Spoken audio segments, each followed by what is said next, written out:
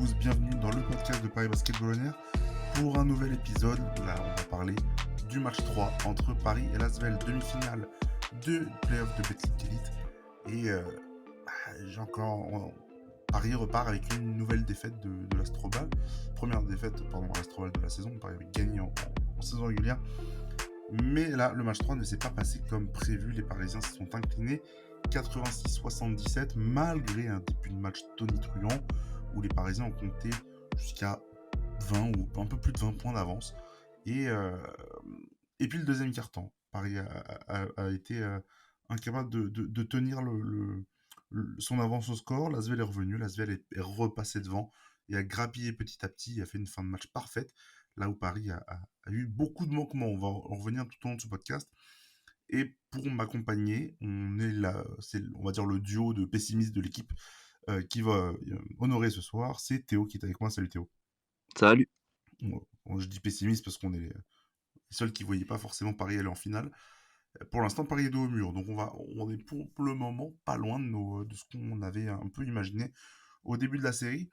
Mais là, on est en plein milieu. Donc troisième match, Paris qui perd 2-1. Je voulais te lancer Théo pour démarrer. On va parler 2 minutes avant de lancer le podcast. Mais je voulais te demander ce qui n'avait pas marché dans cette partie. Parce que bon, il y a plein de choses. Mais il y a quand même un gros point noir dans ce match côté parisien. C'est le secteur intérieur.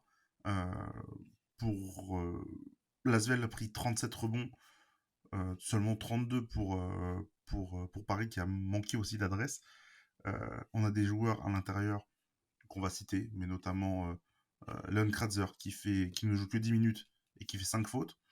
Mikael Jantunen qui est à moins 19 de plus-minus, qui est de loin le plus-minus le plus catastrophique de l'équipe sur le match, avec une production vraiment très, très, très, très, très faible. Michael Kessens qui a traversé plus ou moins le match comme un fantôme. Banja, c'est un peu pareil, pas d'impact. Qu'est-ce que tu as à me dire un peu là globalement là, sur ce qui n'a pas marché ce soir et sur ce secteur intérieur qui est défaillant? Alors on en a parlé souvent cette année. On sait que Paris joue vraiment avec ses arrières, mais le jour où tu tombes sur une équipe qui défend bien tes arrières, t'es très vite limité en termes d'options. Au-delà de l'intérieur où évidemment je suis d'accord, hein, offensivement comme défensivement, ça a été très compliqué. Moi, je trouve que Paris, n'a pas su trouver les solutions pour, à la fois stopper, défensivement, notamment Paris Lee qui a fait un match, monstrueux et il faut le reconnaître, hein. Il a été très, très bon, des 2 côtés du terrain, offensivement comme, défensivement. Il finit à 27 points, 5 passes et même, en défense, il a été, très, très bon. Je crois qu'il finit à quelque chose comme, 3 interceptions ou quelque chose comme ça, mais vraiment, très, très bon.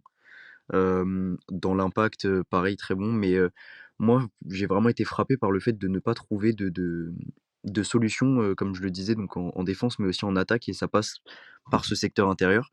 Tu commences sur un très très bon match, un peu comme dans le match 1, mais au-delà de cette réussite, notamment dans l'adresse, c'est pas qu'un bon point d'adresse, entre guillemets. Paris a commencé très très bien son match aussi par une intensité défensive, par des rebonds bien pris, du bon placement. Donc c'est pas seulement entre guillemets, de la chance, mais au final Paris, a très, très vite, perdu son jeu. Paris a été, bien défendu aussi, il faut le dire, par l'Asvel.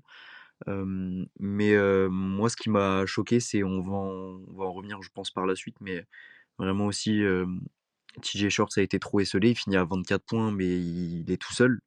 Malgré quelques coups de chaud, notamment de Mehdi, de Nadir en fin de match, et une bonne petite aide de Justin Simon qui a été bon à l'intérieur, mais c'est pas suffisant. Donc vraiment un match très très frustrant, surtout quand tu mènes de 20 points comme ça.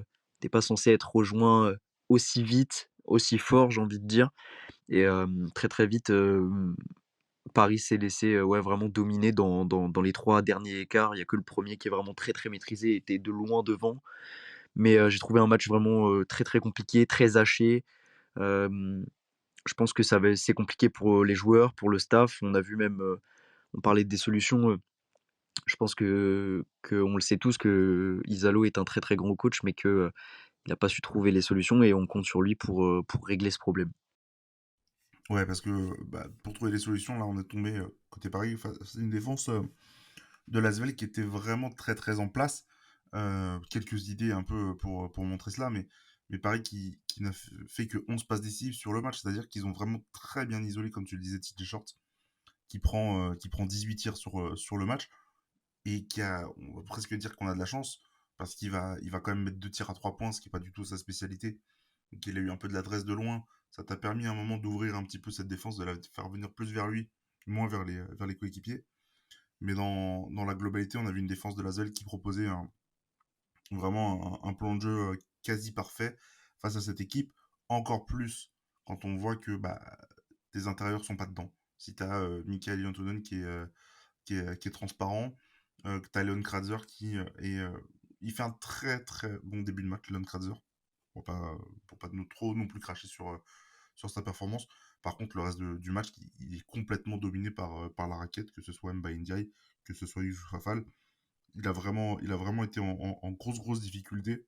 Et j'ai trouvé que cette, euh, cette équipe de Lasvel avait vraiment très bien travaillé son match. Et pourtant, on les a sentis peut-être même aussi un petit peu stressés, apeurés, etc. Parce que c'est Tony Parker qui est descendu dans le vestiaire à la mi-temps pour parler aux joueurs. Je pense qu'il y avait vraiment mieux à faire sur ce match côté Paris, et qu'ils ont été vraiment très bien pris par une équipe de Lasvel qui était probablement mieux préparée pour ce match 3. Faut parler aussi du retour de Nando De Colo, qui n'a pas non plus été euh, très impactant, mais qui a suffi à apporter peut-être plus de sérénité ballon en main pour Lasvel. Et tu perds 14 ballons, Lasvel n'en perd que 12. Ils font 17 passes décisives, le ballon a beaucoup mieux tourné. Alors, ils ont eu de la réussite aussi, hein. Tu vois, Paris qui va mettre 6 tirs à 3 points sur 7. Il y a eu des tirs un peu fous, notamment de Timothée Loa au Cabarro, qui lui avait pas de réussite à 3 points et qui met à 3 points sur le buzzer. Il met un fait de haut assez improbable. Et toi, t'as pas justement ce genre de shoot. Nadirifi a pas pu prendre feu, Mehdi Nguama, ça a été par période sur la fin de match, mais il était un peu trop seul. Euh, Généralement, en fait, tes arrières ont été beaucoup trop seuls pour faire le travail. Et moi, je regrette vraiment d'avoir une équipe qui est coupée en deux. Je vois pas comment. Enfin, j'espère en tout cas que Thomas Isolo, comme tu l'as cité, va trouver des solutions. Parce que là, ils sont dos au mur. C'est win or go home. C'est à la fin de saison qui s'approche si tu perds. Là, pour moi, il y a beaucoup de travail en 2 jours de préparation. Au-delà de cet aspect win or go home, je pense qu'on pourrait s'accorder quand même, on l'a répété assez de fois, à dire que cette saison elle est réussie, mais que on en attend tellement, ils nous ont habitués à tellement mieux, qu'il y a cet aspect vraiment en tant que supporter, en tant qu'observateur, on en attend toujours mieux de cette équipe, de ces joueurs, de ce staff. Donc il y a quand même un côté vraiment très très frustrant, mais ça va être un game 4 très compliqué. Euh, Est-ce que moi, il y a quelque chose que je relève quand même, c'est vraiment l'aspect où même si Paris fait une saison extraordinaire, je trouve qu'on fait un peu trop passer l'Asvel pour un petit poussé, notamment aux commentaires de l'équipe. Ça s'est vraiment ressenti. On avait vraiment l'impression que c'était un écart entre deux mondes, comme si Paris était premier et que Paris jouait en playoff contre une équipe qui était en fin enfin très très bas dans le classement. Donc c'est quelque chose qui moi m'exaspère un petit peu, même si c'est vrai que Paris a fait une grosse saison et a quand même fait 25 victoires d'affilée. Mais moi je pense que ça va être un game vraiment très très compliqué. J'espère évidemment qu'ils vont arracher ce game 5 à l'Arena. On peut vivre vraiment un moment historique et franchement, au-delà du fait que Paris ne ressort pas vainqueur de deux de ces matchs où on assiste vraiment à une très très grosse série, c'est une bonne promotion pour le basket français, pour la LNB. C'est vraiment une grosse série où t'as des coups de génie des deux côtés, t'as du beau jeu, même si pour l'instant ça tourne pas à l'avantage de Paris. C'est vraiment très plaisant de suivre cette série, mais j'espère évidemment beaucoup mieux. Et si il faut vraiment gagner ce Game 4, et au-delà de gagner, il faut vraiment se ressouder. On a vu vraiment, on en a parlé, ça fait un bon mois, je pense qu'on parle de frustration, de choses comme ça, des fautes bêtes, même au-delà à la suite d'une perte de balle, ça se rassemblait en début de saison, ça se rassemblait, ça discutait. Là, on voit vraiment dans les attitudes que ça s'énerve un petit peu les uns contre les autres. Donc, comme tu as dit, cette équipe un peu scindée en deux, Je pense que c'est le terme. Au-delà des 2 groupes entre guillemets «postes», donc extérieur et intérieur, j'ai pas vraiment d'explication, mais on a vraiment l'impression qu'il y a 2 groupes avec vraiment une frustration, des leaders comme TJ, où on a pu le voir, en début de play-off avec, Collin Malcolm et Tyson Ward. Donc j'espère vraiment qu'ils vont corriger le tir, dans les attitudes notamment, et va falloir être très, très grand pour aller chercher un game 5. Ouais, parce qu'en plus, pour moi, il y a des motifs d'espoir assez forts quand même. Paris n'a perdu qu'un match, deux matchs, mais en soi, il n'a pas été à la rue. Moi, je trouve quand même qu'il y a des choses à gommer qui sont. Quand tu vois la fin de match, la gestion des fautes de la part de Paris, il reste peut-être 6 minutes 30. L'Asvel est déjà dans la pénalité parce que tu fais des fautes, mais tu fais pas des fautes pour contester un tir ou des fautes intelligentes. Tu vas faire des fautes sur des semi-transitions de Lasvel en début vraiment de possession qui servent à rien. Euh, la cinquième faute de Leon Kratzer, elle est scandaleuse. Il fait n'importe quoi sur l'écran. Et en fait, tout le monde l'a vu que avec son bras, il pousse le joueur de Lyon-Villeurbanne. Jan Tunen en fait une pareille, Tyson Ward fait une pareille, et tu comprends pas ce qui se passe en fait dans leur tête parce que tout arrive en 30 secondes, une minute, et tu laisses des lancers gratuits à l'équipe adverse alors qu'elle a rien enclenché en attaque. Toi, tu n'arrives pas à te mettre en rythme, et quand tu vois, toi, tu arrives après de l'autre côté en attaque. J'ai trouvé beaucoup de stérilité. J'ai trouvé aussi que même si TJ Shorts a fait un bon match, il a quand même été plutôt bien surveillé, bien défendu. Nadir Ifi est très très bien défendu, de mieux en mieux défendu, je trouve même, en championnat, parce qu'il fait moins surprise. Il a un jeu, je trouve, personnellement très stéréotypé avec comment dire, des moves qu'il maîtrise très bien. Mais du coup, je pense que les équipes lisent de mieux en mieux ses trajectoires, ses courses, et ce qu'il va tenter de faire, notamment sur ses créations de tir. Et même s'il fait 3 sur 7 à 3 points, je trouve qu'il est, à chaque fois quand il perd sur sa main droite pour shooter, le joueur vient vite fermer et anticipe il va venir sur sa main droite alors qu'il est gaucher. Euh, il y a pour moi des axes d'amélioration qui font que Paris n'est pas du tout à la rue. Paris ne perd que 2-1 dans une demi-finale de playoff de Betclic Elite. Il y a pas le feu. Par contre, voilà, tu dois absolument maintenant te révolter et t'offrir l'opportunité de remporter cette série en 5 matchs. Ça va pas être facile. Mais je pense que cette équipe a largement de quoi faire. Même si tu le dis, Paris, enfin, on a essayé beaucoup de faire passer Lasvel comme le petit pousset de cette série, c'est pas forcément le cas. Moi j'ai beaucoup rigolé, c'est le Progrès qui sur le match 2 a titré l'exploit de Lasvel à Paris. Euh, Quand on regarde les budgets, quand on regarde le calibre de certains joueurs dans chaque équipe, bon, L'expérience. voilà, bon, c'est un peu lourd quand même de parler d'exploit pour Lasvel, même si on connaît les difficultés qu'ils ont eu cette saison, que ce soit en termes de coaching staff et même financièrement, des blessures et tout. Moi, je suis pas, je pense pas que forcément la série s'arrête jeudi. Ça reste quand même mon avis perso. Pour moi, elle s'arrête jeudi, mais il y a quand même de quoi voir Paris relever la tête assez dignement, je pense. Oui, oui, moi, c'est pareil. J'ai peut-être, l'air un peu entre guillemets, «dramatique», mais c'est vrai que, faut pas non plus, penser que, jeudi on va s'écrouler et qu'on va se prendre, 20 points d'écart non plus, hein. C'est pas ce que je dis. Mais un peu comme toi, et on en a discuté beaucoup en off, moi je pense qu'il y a beaucoup de choses qui font que Paris, est fatigué. Paris arrive, est beaucoup, et comme tu l'as dit, est bien lu aussi par les défenses, et l'Asvel, c'est une très bonne défense quand elle s'y met en équipe.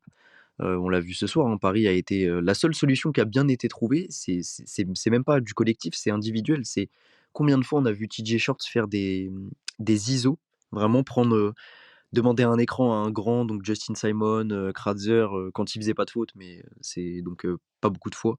Mais demander un écran à un grand, et du coup prendre le grand en ISO et faire son petit mi-distance qui est magnifique, mais tu peux pas, gagner un match en demandant à ton meneur de marquer, voilà, 15 fois sur une ISO comme ça, il faut au-delà de ça que tu te relèves et que tu trouves des systèmes. Moi, j'ai pas trouvé, de système vraiment, qu'on a l'habitude de voir, avec Isallo vraiment. Il y en a un qui me vient en tête, c'est qu'en sortie de temps mort, dans le deuxième carton, si je dis pas de bêtises, tu une action qui est très, très bien exécutée avec un panier de Justin Simon à la fin. Mais sinon, je saurais pas te dire quelle, possession offensive bien maîtrisée, en équipe j'ai bien aimé. Hem, donc je trouve ça un petit peu dommage, mais voilà, ça sera pas un exploit de gagner, ça sera pas, dramatique de perdre. Mais moi, je te rejoins, je vois Paris aussi s'incliner, mais j'espère qu'ils vont nous faire mentir évidemment, hein. Je préfère, avoir tort plutôt que d'avoir raison sur ce coup-là. Mais on espère vraiment vivre, un game 5 à l'Arena, ce serait vraiment, magnifique. Ouais, puis moi, ce match 3 m'a rappelé un peu dans le scénario quand même le premier. Alors, j'ai pas vu le deuxième, j'étais pas devant mon écran. Mais je compare avec ce que j'avais vu sur le premier match. Tu sais, un début de match de Paris tonitruant où bah, tu sens que tu sens l'équipe ne touche plus terre et a vraiment pris le contrôle du match assez largement. Et puis, bah, l'Asvel revient petit à petit, sauf que bah, au match 1, t'es dans ta salle, donc je pense que c'est un plus. Youssouf Afal était sorti sur la disqualifiante. T'avais une avance de 30 points qui était vraiment très large, donc t'avais vraiment plus de, comment dire, de marge pour gérer ton match. Là, on a vu qu'il y a eu un très gros démarrage, mais ça s'est arrêté net. Le fait que les intérieurs adverses, parce que il n'y a pas que bah, Youssouf Afal, même s'il joue très peu finalement, mais tu as un Geoffrey Lauvergne qui met 8 points, 8 points, 6 rebonds, 4 passes, qui a été, je trouve, rayonnant parce que bah, dans ce qu'il apporte sur à l'intérieur, avec sa qualité technique à l'intérieur, c'est vraiment, vraiment fort. Mba India, par ses verticalités, était capable d'aller prendre beaucoup trop de rebonds offensifs et de scorer près du cercle. J'ai trouvé qu'en fait, voilà, ça ressemblait beaucoup au match 1 parce que dans le scénario, et que ce qui a fait la différence, on va le répéter encore une fois, mais c'est le secteur intérieur qui n'a pas été en mesure de dominer l'autre, ou du moins de le limiter. Euh, et l'adresse en face quand même un petit peu, parce que bah, t'as Paris qui prend feu, Sharky qui met un tir, Edwin Jackson qui met un tir, Nando qui met un tir. Et tu vois, tu grappilles ici et là des, euh, des tirs à 3 points. Je- j'aimerais voir une équipe de Paris qui gère un peu mieux son rebond, qui je pense va être la clé principale du match 4. Si tu n'es pas capable de sécuriser ce secteur-là, j'ai un peu de mal à imaginer comment le Paris Basketball va faire pour tout simplement se relever de cette défaite. De toute façon, il va falloir être, conquérant. Comme tu l'as dit, la bataille du rebond, c'est quelque chose d'essentiel. Hem, il y a plein de choses qui font que Paris doit être, vraiment, doit relever, son niveau à plein d'égards. Il y a ce secteur intérieur dont on a parlé vraiment beaucoup. Mais, même moi, je sais pas ce que toi t'en penses, mais vraiment dans les attitudes, je reconnais pas, ce qu'on a vécu, en si bon, enfin même plus, sur les 90 de la saison. Et donc, tu te perds un petit peu et c'est vraiment dommage. Mais ouais, va falloir se ressouder, va falloir être, des hommes, va falloir se regarder dans les yeux et se dire, ce qui va pas. Hem, je sais pas, franchement, je m'attends à tout comme à rien dans ce game 4. Mais, comme je l'ai dit tout à l'heure, comme tout bon supporter de Paris, j'espère que Paris va redresser le niveau, va redresser, la barre et vraiment, montrer un visage meilleur et ça passe par, tout le monde, du premier au dernier. Donc voilà, j'espère vraiment, qu'on va corriger le tir en si peu de temps, mais ça me paraît, compliqué, mais j'ai confiance en tout le monde pour le faire. Ouais, il faut aussi ajouter qu'on l'a pas noté, mais que Colin Malcolm manquait aussi à Paris pour ce match. Je pense qu'il sera non plus pas là pour le Game 4, voire le Game 5, s'il y a un Game 5. qui est blessé à la cheville et que voilà, il faut au moins plus d'une semaine pour s'en remettre. Mais au niveau des attitudes, je te rejoins. Je pense aussi que cette équipe est juste en bout de course physique et qu'elle n'attend que les vacances, même si elle veut gagner. Les corps sont ont vraiment peut-être pris cher cette saison parce que bah tu joues à un rythme vraiment énorme. Hein. T'as joué 25 matchs, on va dire en Eurocup. T'en as joué 34 plus les playoffs en championnat. T'as joué la Leaders Cup. Euh, et t'as pas un staff, non, enfin un groupe en tout cas, qui est si épais que ça. Surtout que le coach ne fait pas jouer les jeunes, ne fait pas jouer notamment Gauthier Denis, qui joue très peu, qui n'a pas joué ce soir.